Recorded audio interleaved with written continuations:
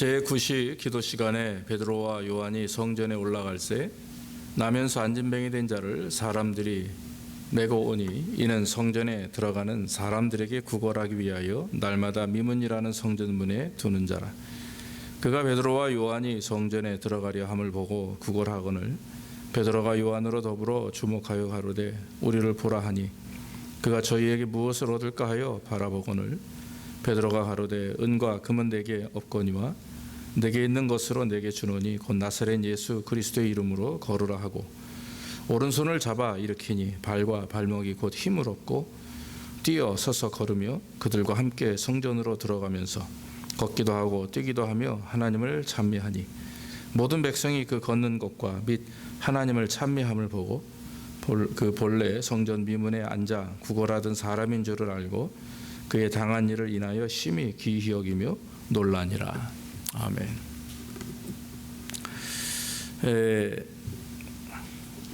그리스도인들에게서 가장 중요한 신앙생활이 과연 여러분 무엇이겠습니까? 우리 성도들이 온전한 신앙생활을 위해서 가장 원천이 되는 것이 과연 무엇이냐 볼 때 저는 성령 충만이라고 믿습니다. 성령 충만이라고 하는 것은 성령께서 우리 안에 임재하셔서 우리를 주장하시고 그리고 그 능력대로 또 우리가 순종하며 사는 것이 성령 충만이라고 하는 것입니다. 그래서 양적인 의미보다는 질적인 성도들의 그런 삶의 모습의 변화와 그리고 늘 하나님의 말씀에 순종하며 살아가는 삶의 그런 모습들을 말씀하는 것이라고 생각이 됩니다. 예수님께서 부활하신 그 후에 제자들에게 보혜사 성령을 보내주시겠다고 약속하셨고 정말 승천하신 후에는 120명의 성도들이 마가의 다락방에서 기도할 때에 하늘로부터 불의 혀 같은 그런 성령이 그들에게 임하고 그때 각기 지역의 방언을 말하며 나아가서 다 흩어져 복음을 증거하는 하나님의 귀한 종들이 되었다라고 하는 것입니다. 성령 충만의 은혜를 받은 베드로와 제자들이 담대하게 하나님의 말씀을 증거할 때에 베드로와 다른 그런 사도들의 말씀을 들은 사람들이 회개하고 땅을 또 치면서 또 세례를 받고 예수 그리스도의 이름으로 죄 사함을 받는 일들이 일어나게 됐는데 베드로가 설교할 때 3,000명이나 되는 성도들이 그렇게 구원받는 역사도 있었다라고 하는 것입니다. 이처럼 베드로와 특히 제자들 성령을 체험한 그런 사도들은 예수님의 죽으심과 부활 승천 이후에 하나님의 은혜를 통해서 성령을 체험하고 완전하게 그들의 모습과 사역이 바뀌었다라고 하는 것입니다. 예수님의 그런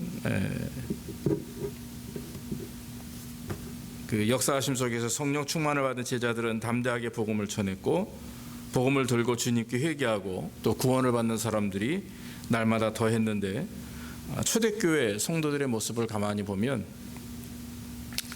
그들이 은혜를 받은 이후에 성경 말씀 사도행전 2장 43절 이후에도 기록되어 있죠. 사도의 가르침을 받고 서로 교제하고 떡을 떼고 또 기도하기를 힘썼고 자기의 물건을 서로 통용하고 재산과 소유를 팔아서 각 사람에게 나눠주고 날마다 마음을 같이하여 성전에 모여 떡을 떼며 음식을 먹고 하나님을 찬송하니 믿는 자가 날마다 더했다 그랬습니다. 이처럼 성령 충만한 삶을 사는 백성들이 완전히 변화되기 시작을 하는데 이제는 자기 중심이 아니라 하나님 중심으로 또 내 것이 아니라 하나님의 것으로 또한 남이 아니라 내 사랑하는 형제요 자매로 이렇게 서로 간에 오픈하며 또 성령 충만하여서 하나님의 나라를 세워나가고 또 교회가 아름답게 부흥하는 역사가 있었다라고 하는 것이 실제 초대교회의 성령 충만한 이후의 삶의 모습이라고 하는 것입니다. 그러므로 성령 충만하면 삶의 기능이 바뀝니다. 방법이 바뀝니다. 그리고 방향이 달라지게 되는 것입니다. 오늘날과 같은 이런 어려운 시기에 우리가 정말 하나님 은혜로 살 수 있습니다. 또 살고 있습니다. 그러면서도 우리가 하나님 앞에 더 간구해야 될 것은 성령 충만함이라고 하는 것이죠. 그래서 우리들이 필요한 것, 또 우리들이 어려운 것, 또 우리들의 삶의 문제, 이런 것들을 우리가 다 하나님 앞에 구하는 가운데 성령께서 우리의 마음에 임재하셔서 성령 충만함으로 우리가 하나님의 영광을 드러낼 때에 그런 모든 것들이 하나님 은혜 안에서 다 이길 수 있는 능력을 허락해 주신다라고 하는 것입니다. 베드로와 요한이 예루살렘 성전에 기도하러 올라가던 중에 오늘 말씀을 보면 성전 미문에 나와서 날마다 앉아있는 그런 한 장현을 봅니다. 이 사람은 안진뱅이라고 하죠. 나면서부터 일어설 수 없는 그런 안진뱅이라고 성경은 말합니다. 베드로와 요한은 그 사람을 바라보며 뭐라고 말합니까? 오늘 성경 말씀 보니까 6절에 베드로가 가로되 은과 금은 내게 없거니와 내게 있는 것으로 내게 주노니 곧 나사렛 예수 이름으로 일어나 걸으라, 이렇게 말씀을 하죠. 그리고 나서는 그 사람의 손을 땡기니까 이 사람이 벌떡 일어나서 걸으며 뛰며 춤을 추며 또 하나님께 영광을 돌렸다 성경은 말합니다. 오늘 베드로와 요한 그리고 그 많은 제자들이 성령을 받기 전에는 그런 하나님의 종의 모습을 찾기 어려웠습니다. 그러나 성령을 받은 이후에 하나님의 종뿐만 아니라 온전한 하나님의 백성으로 하나님의 영광을 드러내며 살아가는 모습을 볼 수가 있는데, 여러분, 우리가 성령 충만하면 변화되는 부분들이 있습니다. 오늘 성경에 나와 있는 베드로의 모습, 요한의 모습을 보면서 과연 성령 충만한 삶 가운데 우리가 어떤 변화가 있어야 되는가 우리가 나누기를 원합니다. 제일 먼저 나오는 것은 날마다 기도하는 것입니다. 다시 말하면 시간을 정해서 주기적으로 하나님 앞에 예배하는 것입니다. 오늘 성경 말씀에도 보면은 제9시 기도 시간에 베드로와 요한이 성전에 올라갈 때 그렇게 기록되어 있죠. 제9시라고 하는 것은 이스라엘 시간으로 오후 3시를, 지금 현재 3시입니다. 제3시 하면 오전 9시고 제6시 그러면 정오죠. 12시. 그리고 제9시 하면 현재 우리 시간으로 오후 3시입니다. 그러니까 오후 3시에 베드로와 요한이 성전으로 기도하러 올라가던 중에 일어난 일입니다. 유대인들은 일반적으로 하루에 3번 시간을 정해서 기도한다고 합니다. 그리고 적어도 1년에 몇 번씩 성전에 올라가서 기도합니다.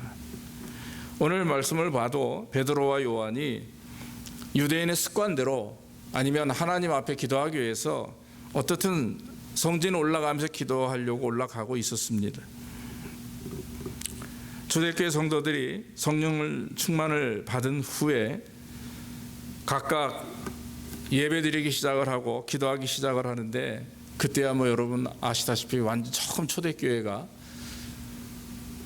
큰 교회당이 있었겠습니까? 그것도 아니거든요. 그저 각 가정에서 예배를 드리고 그러는 어려운 상황임에도 불구하고 그들은 하나님 앞에 간절히 기도하기 시작을 했고 또 예배 드리고 교제하고 떡을 떼는 역사들이 있었다라고 하는 거죠. 베드로와 요한도 마찬가지입니다. 하나님 앞에 기도하기 위해서 성전으로 올라갑니다. 성령을 받기 전에는 그렇게 기도하는 자들이 아니었습니다. 성경에는 제자들이 하나님 앞에 열심히 기도했다라고 하는 기록이 별로 없습니다. 그러나 성령을 충만히 받은 이후에 제자들뿐만 아니라 그 당시 하나님의 백성들이 하나님 앞에 철저하게 기도하기 시작을 했다라고 하는 것입니다. 심지어 베드로 같은 사람은 어떻습니까? 겟세마네 동산에서 예수님께서 나를 위해서 기도하라 말씀을 부탁하고 그리고 나서는 올라가서 하나님 앞에 간절히 기도하되 땀방울이 핏방울처럼 그 십자가의 고난에 대하여 하나님 앞에 간구하며 기도하죠. 주님, 아버지, 이 잔을 내게서 피해 주십시오. 그러나 내 뜻대로 마옵시고 아버지 뜻대로 하옵소서. 그런 기도를 하면서 끓는 기도, 그런 정말 하나님 앞에 절절히 기도하는 그 기도를 하신 후에 3번이나 제자들을 찾아왔지만 제자들은 그때까지 졸고 있었다 성경은 말합니다. 그와 같이 깨어있지 못한, 상황 판단이 되지 않고 영적으로 깨어있지 못한 사람들이었습니다. 그런데 성령을 받고 난 다음에 그들의 기도 생활이 바뀌게 되었다라고 하는 거죠. 신약 성경에 보면은 성령 받은 이후에 베드로가 기도했다는 말이 30번 이상이 나옵니다. 이와 같이 성령 체험한 이후에 하나님을 바라보고 또 하나님의 뜻을 바로 이해하고 깨닫고 순종하면서 베드로의 삶은 변화되었죠. 사랑하는 여러분, 하나님의 말씀은 우리에게 지혜와 지식과 분별의 능력을 허락하십니다. 그러나 기도는 거기에 더해서 그것을 행할 수 있는 능력을 우리에게 주시는 줄로 믿습니다. 그러므로 신앙생활은 우리 개인의 힘으로 하는 것이 아니라 주님이 주시는 성령의 능력으로 온전하게 되는 것이 신앙생활인 줄로 믿습니다. 우리의 삶을 능력 있게 하기 위해서는 성령 충만해야 되고, 그리고 그것을 위해서 기도를 쉬어서는 안 된다라고 하는 거죠. 그러므로 우리가 하나님 앞에 기도하되 시간을 정해서 기도하든 또 날마다 기도하든 새벽이든 저녁이든 특별기도든 우리가 늘 기도 시간을 갖지만, 중요한 것은 여러분들이 어디 있든지 쉬지 않고 계속해서 하나님 앞에 기도하는 삶이 필요한 줄로 믿습니다. 데살로니가전서 5장 16절 18절에 우리가 잘 아는 말씀이 있죠. 항상 기뻐하라, 쉬지 말고 기도하라, 범사에 감사하라. 이는 그리스도 예수 안에서 너희를 향하신 하나님의 뜻이니라, 그렇게 했습니다. 항상 기뻐하는 것, 그리고 쉬지 말고 기도하는 것, 범사에 감사하는 것, 이것이 무엇입니까? 우리를 향하신 주님의 뜻이다 하는 것이죠. 그러므로 여러분, 쉬지 말고 기도하기를 주의 이름으로 축원합니다. 다니엘서 6장에 보면은 이 기도의 용사의 또 대표적인 인물이 다니엘 아니겠습니까? 포로 생활을 하면서도 다니엘은 하루에 3번씩 이스라엘을 향해서, 바벨론에서 이스라엘을 향해서 하나님 앞에 간절히 기도합니다. 그런데 다니엘을 시기하는 많은 사람들이 있었죠. 그때 다니엘을 공격하고 궁지에 몰려고 다니엘이 기도하는 모습을 가지고 왕에게 얘기합니다. 왕은 이미 자기 외에 다른 어떤 것에 절하거나 이런 예의를 표할 때는 이 사자굴에 던진다, 이렇게 분명히 약속을 했기 때문에 이 하인들은 이 다니엘을 죽이기 위해서 그것을 이용해서 왕에게 고하게 되죠. 결국 어쩔 수 없이 왕은 허락을 합니다. 사자굴에 넣으면서도 왕은 잠도 못 자고 오히려 다니엘을 위해서 하나님 앞에 기도하는 모습도 성경에 기록이 되어 있죠. 그런데 아침에 일어나서 보니까 밤새도록 잠을 못 자고 있던 왕이 사자굴에 가보니까 다니엘이 멀쩡히 살아있어요.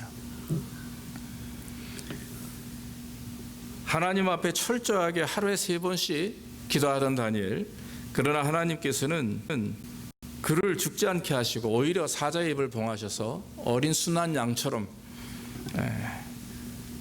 그들을 관리하심으로 결국 다니엘은 생명을 구하게 되는 모습이 나옵니다. 오히려 다니엘을 죽이기 위해서 그런 계획을 짰던 그런 모든 사람들과 가족들까지도 다 사자굴에 던질 때 사자들이 그들의 뼈를 다 집어삼키는 일들이 있었다라고 성경은 기록합니다. 하루에 3번씩 다니엘은 기도합니다. 다윗도 새벽마다 하나님 앞에 기도합니다. 심지어 예수님도 빠짐없이 하나님 앞에 날마다 기도하는 모습을 보여주십니다. 그러므로 저와 여러분들이 더 능력 있고 힘 있는 성령 충만한 삶을 위해서는 기도하는 것이고, 반면에 성령 충만하면 당연히 기도하는 삶을 이루어 나간다라고 하는 것입니다. 기도는 만사를 변화시킨다라고 그러죠. 만사를 변화시킨다는 말이 나는 가만히 있는데 세상의 모든 문제들이 쉽게 해결된다라고 하는 의미보다는, 저는 그렇게 생각하기보다는 내가 변하면 모든 주변이 변화된 것으로 보이게 된다고 하는 거죠. 내가 고통스럽고 내가 혼잡하고 내가 여러 가지로 문제가 있지만 내가 하나님 앞에 기도하면서 참 평안을 찾고 마음의 안정을 찾게 되면 주변의 상황은 달라지지 않아도 우리의 바라보는 시각이 바뀐다라고 하는 것입니다. 그렇기 때문에 마음에 평안이 있고 기쁨이 있고 감사가 있는 거죠. 그러면서 그것을 쉽게 또 힘들이지 않고 이겨낼 수 있는 능력을 하나님이 허락해 주신다라고 하는 것입니다. 그러므로 여러분, 이런 어려운 시기에 우리가 종종 마음 아프고 힘들고 낙심됨이 있지만, 그러나 우리가 하나님 앞에 기도하면 하나님이 먼저 우리 마음에 참 평안을 주시고 또 근심과 걱정을 사라지게 하시기에 우리는 담대하고 또 어려움 없이 이런 어려운 삶들을 잘 이기게 될 줄로 믿습니다.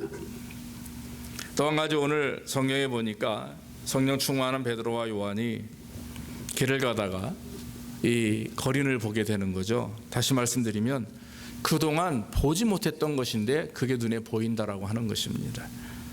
성령 충만하게 되면 예전에 대수롭지 않던 것들이, 깨닫지 못했던 것들이 깨닫게 되고 보이게 되는 역사가 일어나게 된다고 하는 것입니다.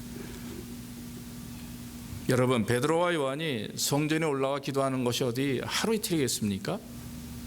아마 수없이 많은 시간 동안 성전에 다니면서 기도했을 겁니다.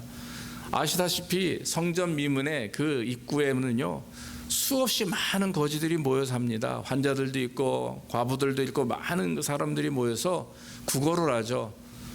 유대인의 율법 중에 성전에 올라가며 이렇게 구제하는 것이 율법입니다.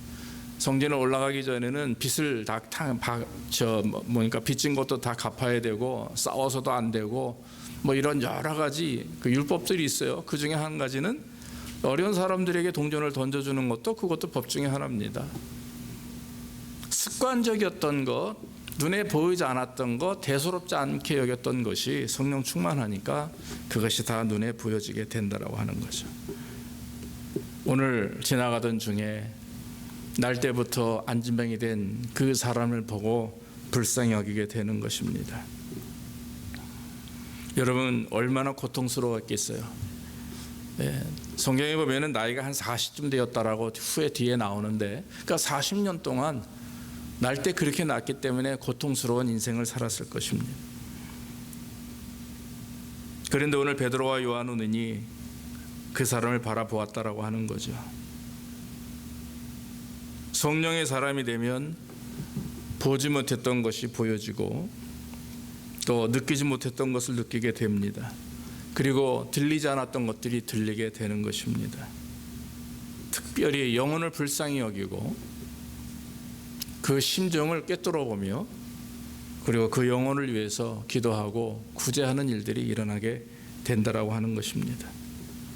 사도행전 2장의 말씀대로 초대교회 성도들이 성령을 충만히 받고 은혜를 경험하게 되자 내가 누리는 것보다, 내가 가진 것보다는 남이 못 가진 것에 더 관심을 갖게 돼요.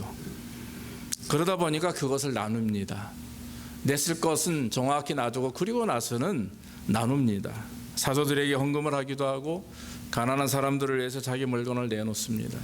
그러면 가난한 이들이 그것을 또 자기에게 맞게, 그렇다고 해서 막 집어가는 것도 아니고 잘 나눠주겠죠. 그러나 보면 자기에게 맞게. 예전에 여러분은 우리가 오병이의 기적을 기억하실 것입니다. 어린아이의 도시락이죠. 보리떡 5개와 물고기, 작은 물고기 2마리.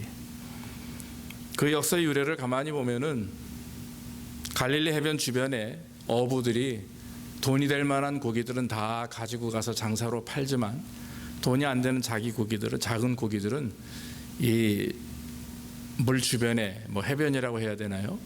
돌이나 이런 데 이렇게 올려놓는다고 그러죠. 그러면 나중에 여자들이나 어린아이들이 와서 그걸 집어가는 거예요. 그래서 바짝 말려서 구워 먹기도 하는데, 집어갈 때 자기 가족 수대로 필요한 만큼만 가져간다는 거죠. 왜냐하면 다른 많은 어려운 사람들이 있으니까.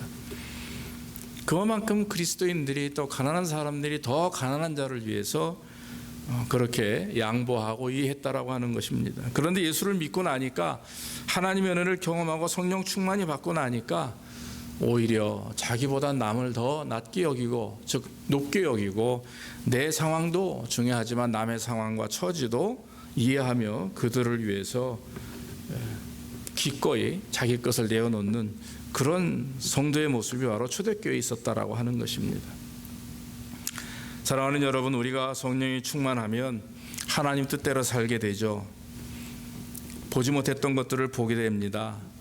느끼지 못했던 것도 느끼게 됩니다.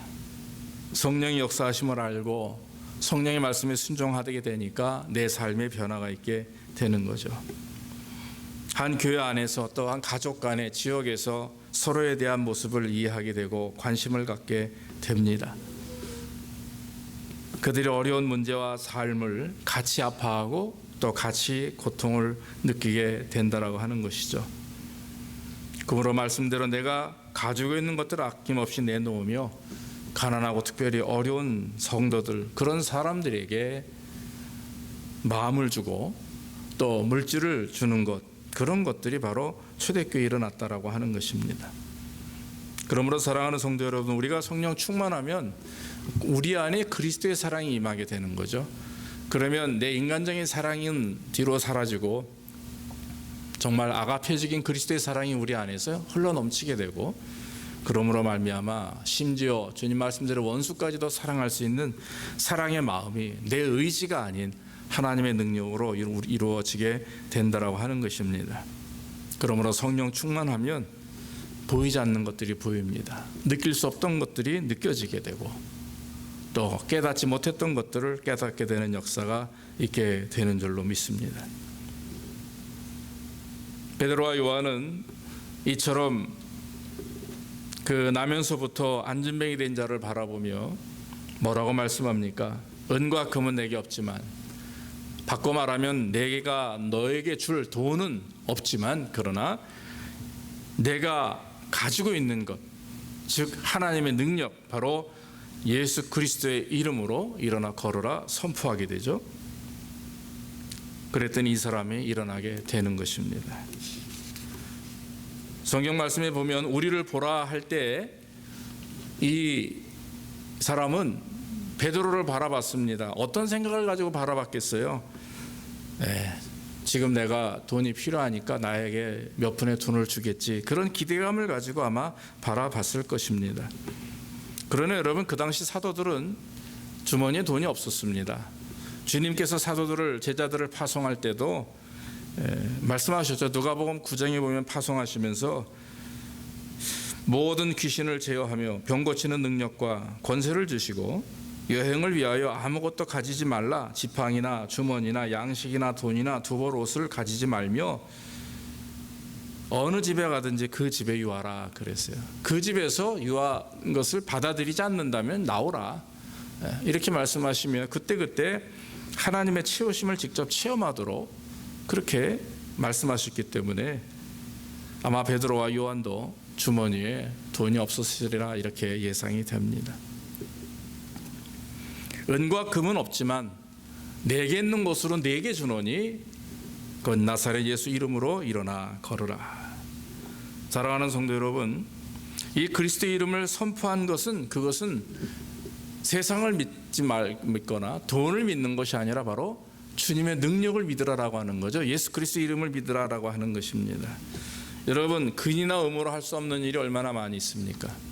돈으로 할 수 있는 일도 있지만 많죠. 그러나 할 수 없는 일이 더 많이 있습니다. 여러분, 물질로 할 수 없는 것, 과학으로 할 수 없는 것, 인간의 방법이나 생각으로 할 수 없는 것, 우리 주님은 하시는 줄로 믿습니다. 그리스도의 능력이 있으면 가능케 된다라고 하는 거죠. 아직도 세상에는 믿음보다, 그리스도의 이름보다 금이나 은을 더 사랑하는 사람들이 많이 있습니다. 교회 안에도, 성도들 속에도, 우리 안에도 그런 모습이 있죠. 예수 그리스도를 사랑합니다 하지만 은과 금도 필요하니까 하나님 앞에 신앙생활하며 기도할 때, 하나님 나 이런 거 원합니다, 나 이렇게 돼야 됩니다, 이런 거 채워주십시오, 채워주셔야 됩니다 라고 기도하는데 우선순위가 바뀐 거죠. 내가 기도하는 이유가 하나님의 영광을 위해서가 아니라 내가 지금 당한 문제들 해결받고 물질 주셔서 내가 그것을, 내 원하는 것들을 다 이뤄나가기 위하여 하나님 앞에 기도하는 것, 그러면 기도 자체가 잘못된 것이고 그 사람의 신앙 자체가 우선순위가 바뀌었다라고 하는 거죠.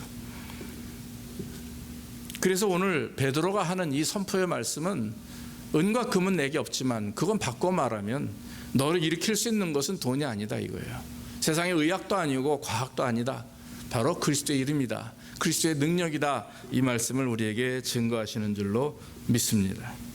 사랑하는 여러분, 오늘 저와 여러분들에게 필요한 것이 정말 무엇이겠습니까? 돈입니까? 건강입니까? 예, 필요합니다. 그러나 여러분, 정말 우리가 필요한 것은 그리스도의 이름인 줄로 믿습니다. 능력의 이름, 구원의 이름, 우리를 위해서 십자가에 죽으시고 부활하신, 또 승천하셔서 다시 오시겠다고 약속하신 그 주님을 믿고 의지하는 믿음이 우리를 살리는 것인 줄로 믿습니다. 만약에 우리 주변에 사랑하는 사람이 있어요. 힘들어하는 사람이 있고 어려워하는 사람이 있다면 당연히 물질로 그들을 돕는 것, 마음으로 사랑으로 돕는 것 중요합니다. 그러나 여러분, 그거보다 더 중요한 것은 더불어서 그리스도 이름이 거기에 포함되어야 됩니다. 복음을 증거하고 예수 그리스도를 통해서 믿음으로 회복되는 그런 은혜를 경험할 수 있도록 우리가 기도하고 함께 힘써서 나가는 것이 중요한 줄로 믿습니다.